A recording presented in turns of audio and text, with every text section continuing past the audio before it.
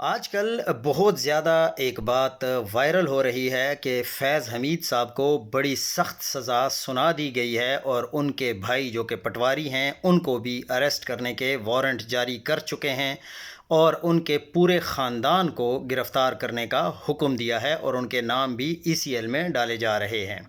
لیکن اگر فیض حمید کو سخت سزا دی جاتی ہے تو اس کا واحد مقصد اسے عمران خان کے خلاف وعدہ معاف گواہ بننے پر مجبور کرنا ہوگا۔ عمران خان کے خلاف گواہ بننے کے بدلے اس کی سزا ختم یا بڑی حد تک کمی کی جا سکتی ہے۔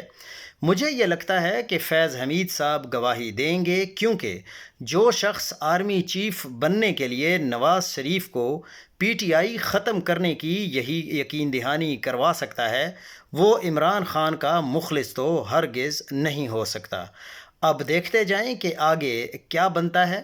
کیونکہ کہا یہی جا رہا ہے کہ فیض حمید صاحب کی جو سزا ہے وہ ہائی کورٹ یا سپریم کورٹ سے پھر بعد میں ختم کروا دی جائے گی، لیکن مین مقصد اس سزا کا یہی لگ رہا ہے کہ اس سزا کو عمران خان کے ساتھ جوڑا جائے اور پھر وہاں سے عمران خان کو سزا دلوائی جا سکے۔